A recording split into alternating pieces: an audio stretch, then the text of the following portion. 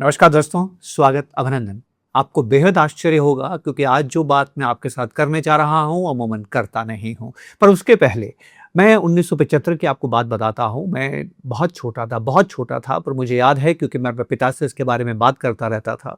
हम दिल्ली में रहते थे, हम डीडीए फ्लैट में रहते थे, कालका जी के डीडीए फ्लैट्स में रहते थे और वो घर हमारा अपना नहीं था, हम रेंटेड अकोमोडेशन में थे। मेरे पिता की इच्छा हुई कि एक फ्लैट हम खरीद लेते हैं।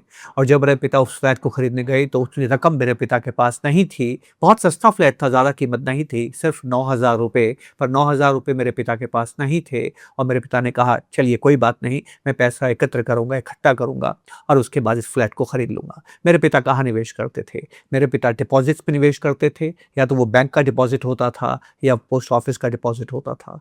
जैसे-जैसे मेरे पिता पैसा जमा करते गए, जैसे-जैसे मेरे पिता का पैसा बैंक में बढ़ता गया, मेरे पिता उस फ्लैट को कभी नहीं खरीद पाए क्योंकि दोबारा जब उस फ्लैट को खरीदने गए तो वो फ्लैट उससे ज़्यादा दाम का हो जाता था। मतलब ये है कि मेरी पिता की बचत कभी फ्लैट को पकड़ ही नहीं पाई। और जब मैं बड़ा हो रहा था तो मुझे ये बात समझ में आ गई। तो जब मैं नौकरी पे लगा, मेरी उम्र 23 साल थी, सन 1992 था। मैंने ट्वीट भी किया जो आपके सामने है। अगर आप ट्विटर फॉलो नहीं करते ज़रूर कीजिएगा, उस पे मैं ज़्यादा लिखता हूँ। वीडियो तो कभी-कभी बनता है, वहाँ पर रोज़ाना लिखता हूँ। मैंने अपना अनुभव साझा किया था कि जब मैं नौकरी पे लगा और अपने जीवन का पहला निवेश किया 1992 में, तो अपने पिता से मैंने एक बात कही कि मैं वहाँ निवेश नहीं करूँगा जहाँ आप करते रहे हैं। मुझे नहीं मालूम वो सही निर्णय था या गलत निर्णय था, पर मैंने ये निर्णय लिया कि मैं वहाँ निवेश नहीं करूँगा जो आप करते हैं, क्योंकि जहाँ आप निवेश करते हैं वो उन चीज़ों से कम बढ़ता है जो चीज़ें हम पैसा जमा करके खरीदना चाहते हैं। मैं महँगाई को हराना चाहता था, तो मैंने एक चीज़ को फिक्स कर लिया कि मैं कभी फिक्स्ड डिपॉज़िट्स में पैसा जमा नहीं करूँगा। और देखिए, आज मैं आपसे फिक्स्ड डिपॉज़िट्स की बात करने आया हूँ। कितनी अजीब-सी बात है। कैसा मंज़र मेरे आँखों के सामने है।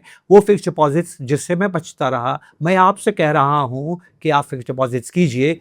कौन? अगर आप एनआरआई हैं तो, या आपके कोई एनआरआई रिलेटिव हैं, तो ज़रूर फिक्स्ड डिपॉज़िट्स कीजिए। कुछ ऐसा घटा है फिक्स्ड डिपॉज़िट्स के बारे में जो आपको जानना चाहिए और समझना चाहिए। दोस्तों, डिपॉज़िट्स क्या देते हैं? डिपॉज़िट्स ब्याज देते हैं और आपको कितना ब्याज मिलेगा ये इस बात पे निर्भर करता है कि पैसा माँगने वाला जिसको पैसे की ज़रूरत है, उसको कितनी ज़रूरत है, उसको पैसे की कितनी ज़रूरत है और कितनी आवश्यकता है। जी हाँ, हिंदुस्तान को डॉलर्स की आवश्यकता है। आरबीआई के पास ढेरों डॉलर्स हैं, बहुत डॉलर्स हैं। फॉरेन करेंसी एसेट्स आज भी, मैं करेंसी एसेट्स की बात कर रहा हूँ, रिज़र्व्स की बात नहीं कर रहा हूँ, आज भी $550 बिलियन या पौने $600 बिलियन के आस-पास हैं। लेकिन क्योंकि हमारा बीओपी के अंदर थोड़ी कमज़ोरी आई थी, कैपिटल फ्लोज़ कम हो गए थे, आपके सामने हैं, पिछली बार भी हमने बात की थी, कैपिटल फ्लोज़ कम हो रहे थे। आरबीआई एविडेंट कॉशन लेना चाहता है, वो अतिरिक्त अतिरिक्त सतर्कता के साथ में चलना चाहता है और वो चाहता है कि डॉलर्स का ज़ख़ीरा बिल्कुल कम ना हो, बढ़ता ही चला जाए। कोई बात नहीं, अगर विदेशों ने डॉलर जमा नहीं किए हैं, तो हमारे अपने हिंदुस्तानी हैं जो विदेश में रहते हैं, वो हिंदुस्तान के अंदर डॉलर्स ला सकते हैं। तो जब हिंदुस्तानी हिंदुस्तान में डॉलर जमा करता है, उसको एफसीएनआर अकाउंट्स कहते हैं, foreign currency net non resident accounts कहते हैं, जहाँ पर आप बैंक में अपने डॉलर जमा कर सकते हैं, डिपॉज़िट कर सकते हैं और आपको ब्याज मिलता है। अब इसमें दिक्कत क्या है? आप एक हिंदुस्तानी हैं, रुपए में पैसा बचाते हैं, रुपए में पैसा बचा के बैंक में जमा करते हैं, आपको बैंक ₹6 का ब्याज देता है, 6% का ब्याज देता है। बैंक आपको 6% का ब्याज क्यों देता है? क्योंकि बैंक जानता है कि वो 9% कमा सकता है, 3% अपने खर्चे निकाल के 6% आपको दे सकता है और बैंक खुशी-खुशी आपको 6% का ब्याज एफडी पे देने के लिए तैयार है।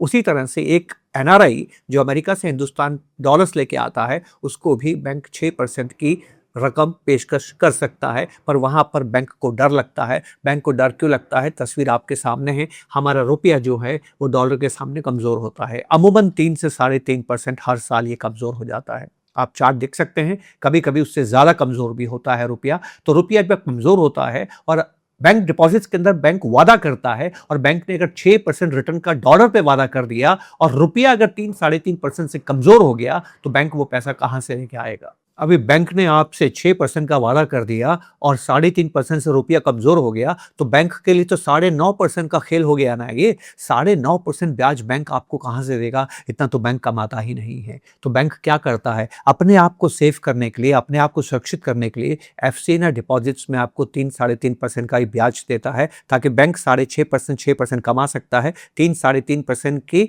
जो गिरावट आती है रुपए में, उसको सहन कर सकता है और एक एनआरआई को डिपॉज़िट में पैसा 3.5% दे सकता है। अब इसमें मुश्किल क्या होती है? 3.5% ब्याज इतना कम है कि कोई विदेशी हिंदुस्तान में क्यों जमा करेगा? चार्ट आपके सामने है। आप देखिए मामूली पैसा, बहुत मामूली पैसा एनआरआईज़ हिंदुस्तान के अंदर एफसीएनआर अकाउंट्स में पैसा जमा करते हैं। एफसीएनआर अकाउंट मतलब डॉलर में ही पैसा रहता है, रुपये में नहीं रहता है। आप डॉलर लेके आते हैं और वापस डॉलर लेके जाते हैं।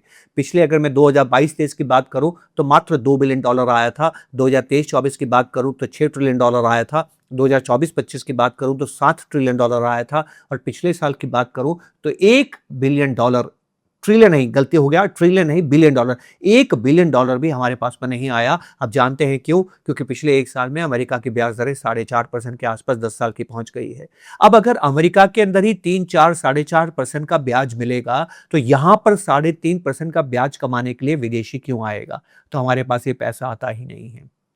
आरबीआई चाहता था कि ये सबसे आसान डॉलर है जो हमारे पास में आ सकते हैं। तो आरबीआई ने एक काम किया है, बैंकों से ये वादा किया है कि आप एफसीएनआर डिपॉजिट लीजिए, आप चिंता मत कीजिए अगर रुपया कमज़ोर होता है। रुपया जितना कमज़ोर होगा वो जो घाटा होगा वो आरबीआई सहन करेगा। आरबीआई ने क्या किया, इन डिपॉजिट्स को आकर्षित बनाने के लिए बैंकों से ये वादा किया है कि आप चिंता न करें, अगर रुपया कमज़ोर होता है तो उसका भार मैं वहन करूंगा। इसको हेजिंग कहते हैं। आरबीआई ने कहा कि आपको चिंता करने की ज़रूरत नहीं है, रुपया जितना कमज़ोर होगा वो हम सहन कर लेंगे। इसका मतलब ये हुआ कि बैंक अब आपको 5.5, 6.5% का ब्याज दे सकता है। जी हाँ, यही वो बात है जो मैं आपसे कहना चाहता था। इस वक्त अगर आप 3 साल का डिपॉजिट हिंदुस्तान में करते हैं तो 5.5-6% आप एनआरआई हिंदुस्तान के अंदर डॉलर्स में पैसा कमा सकता है। डॉलर्स में, ये वादा है आरबीआई का, राइट। इसमें कोई रुपी डेप्रिसिएशन का प्रभाव आपके ऊपर नहीं पड़ेगा, बैंक के ऊपर भी प्रभाव नहीं पड़ेगा। जो भी इसमें हेजिंग कॉस्ट आएगी वो आरबीआई वहन करेगा। इसलिए एक एनआरआई हिंदुस्तान में अगर डॉलर लेके आता है तो आज 3 साल के डिपॉजिट के ऊपर 5.5 से 6% डिपॉजिट, किसी किसी बैंक में 6.5% डिपॉजिट भी कमा सकता है। चार्ट मैंने आपके सामने रखा है, उस चार्ट को आप ध्यान से देख सकते हैं। और इस वक्त अगर आप 3 साल का डिपॉजिट या 5 साल का डिपॉजिट हिंदुस्तान में करते हैं, आप 6 से 7% कमा सकते हैं, जबकि अमेरिका में ब्याज दर 4.25 से 4.5% है। इसका मतलब 2-2.5% ज्यादा, बिना किसी, दोबारा बोलता हूं, बिना किसी करेंसी रिस्क के आप इंडिया के अंदर पैसा रखकर अमेरिका के मुकाबले 2-2.5% ज्यादा कमा सकते हैं। 7% डॉलर रिटर्न मजाक है क्या? बस यही वो बात है जो मैं आपसे कहना चाहता था। मैंने अपने पिता से क्या कहा था कि मैं डिपॉजिट्स नहीं करूंगा, क्योंकि डिपॉजिट्स बढ़ते नहीं हैं जिस रफ्तार से चीज़ों के दाम बढ़ते हैं, लेकिन यहाँ पर आपको डिपॉजिट 2.5% आपके अमेरिका के अंदर जो डिपॉजिट रेट्स है उससे आपको ज़्यादा दे रहा है, और करेंसी रिस्क भी नहीं है। जीवन में कभी कभी ऐसा मौका आता है जब आप ये कर सकते हैं। और आप जानते हैं सोने पे सुहागा क्या है? इस पैसे पे जब आप वापस लौट के जाएंगे, इस पैसे को लेके जाएंगे, रिडीम करके लेके जाएंगे, तो ना टीडीएस कटेगा ना आपको टैक्स देना होगा। क्योंकि आरबीआई को भी डॉलर की ज़रूरत है, तो आरबीआई ने आपको इस सुविधा दी है, और आपको जो मार्केट रेट्स है उससे ज़्यादा आपको रिटर्न मिल सकता है। मैं दीवाना हूँ दोस्तों मार्केट इन्वेस्टमेंट्स का। मैं कभी भी फिक्स्ड इन्वेस्टमेंट्स की तरफ नहीं जाता हूँ, पर ये जो घटना घटी है ये मुझे लगता है कि एक ऐसा दौर है जहाँ पर अगर आप एनआरआई हैं और डॉलर्स हिंदुस्तान में ला सकते हैं तो फिक्स डिपॉजिट के साथ भी आप अच्छा खासा रिटर्न कमा सकते हैं। एक और ख़ास बात आपको बताऊं, करना तो नहीं चाहिए लेकिन कहने की इच्छा हो रही है, हिंदुस्तान में आप 6, 6.5, यहाँ तक कि 7% का ब्याज भी डॉलर्स में कमा पाएंगे। अगर दुनिया में कहीं आपको 2, 3, 4% पे डॉलर उधार पे मिलता है तो फिर देखिए कितना मज़ा आएगा। लिवरेज करके आप अपने रिटर्न को 8, 9, 10% तक भी ले जा सकते हैं। कीजिएगा नहीं जब तक आप इस चीज़ को समझते नहीं हैं और आपको सस्ते भाव पे कहीं पर डॉलर का उधार मिलता नहीं है। पर अगर आपको ये अवसर मिलता है तो ज़रूर कीजिएगा। छोटी सी तस्वीर है जो कि मैंने आपके सामने रखी है। आप देख सकते हैं अमेरिका में इस वक्त बॉन्ड डील्स क्या है। जो भी बॉन्ड डील्स अमेरिका में है, चाहे वो 30 साल की बॉन्ड डील्स अमेरिका में है, उससे कहीं ज़्यादा आप डॉलर डिपॉजिट्स हिंदुस्तान में पैसा कमा सकते हैं। है ना मज़ेदार बात?